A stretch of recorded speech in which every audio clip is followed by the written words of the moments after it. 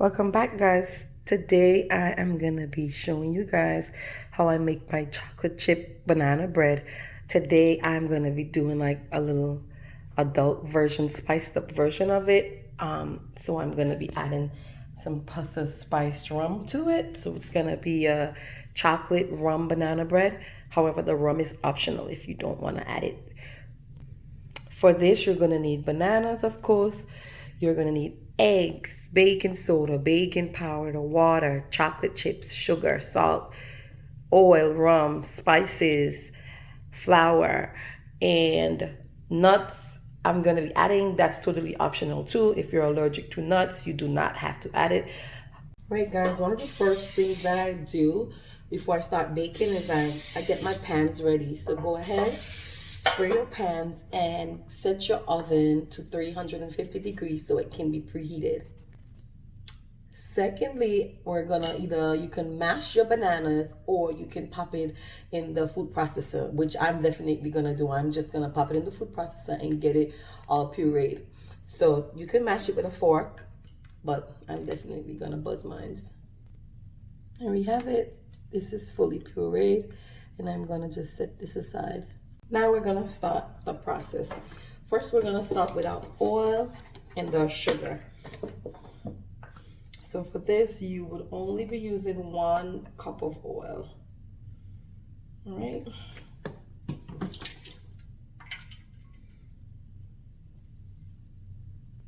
We'll go ahead and add 2 cups of sugar. So,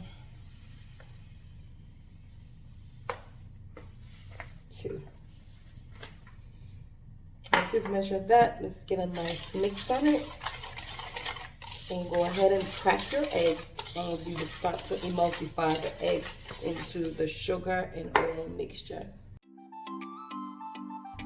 I will also be adding my vanilla extract to that. I'm gonna do 2 tablespoons.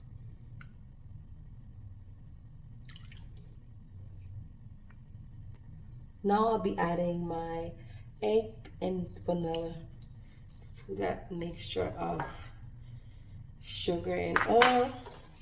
Get a nice mix on it so you break the eggs and emulsify it a bit.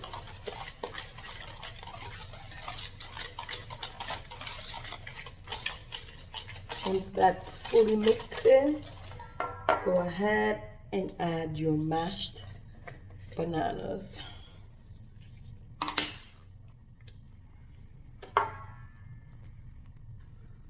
Be sure to get a really good mix on that. I like to use a whisk, but you could use a mixing spoon or a spatula. I like to use a whisk because it gets it in really well.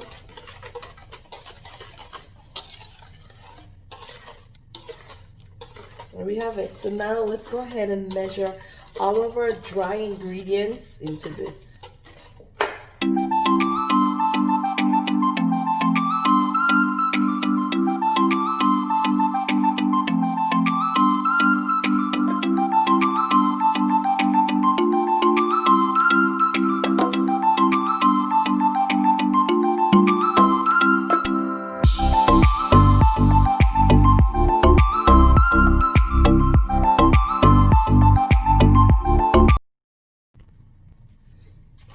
All the dry ingredients are in, try to incorporate it all together, and once it starts to come together really nicely, you would be adding your water.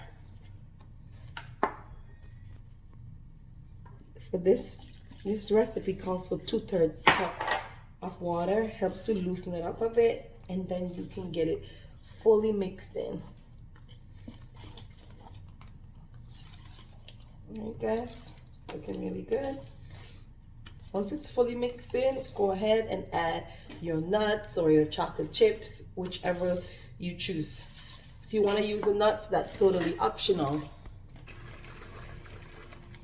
Who would have thought that chocolate with bananas could be so yummy? Once you get that in, and be sure to fold it in. This is what's gonna give it all the gooiness at the end. All that nice fudgy chocolate texture. Hey, this is where the fun starts, guys. I'm gonna go ahead and pour half of this out to be baked as is, and then I'm gonna finish the rest off with nuts and the spiced rum. To this second batch, I would be adding about half cup of walnuts, about a quarter cup of chopped almonds, and we're gonna fold that in. Into this, I'm gonna add a quarter cup of Pusser's spiced rum.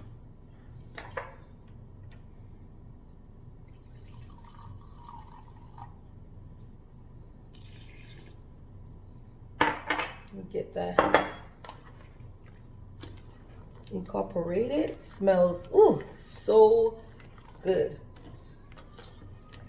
As this is cooking, I'm also gonna drizzle it with a bit of the rum before it finishes. But here we have it. So this is our chocolate chip rum banana bread, and for the kids we have just plain chocolate chip banana bread. All right, so we're gonna go ahead and get this into our grease pads, and my oven has already been preheated. I hope that yours is preheated also at 350, and we're gonna bake these for about 45 minutes. I will be finishing this one with some chopped almonds and drizzle later on with some more spiced rum.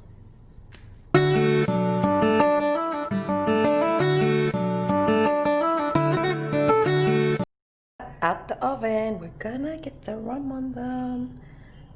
Ooh, almost missed it. Ooh, these are gonna be some drunken muffins.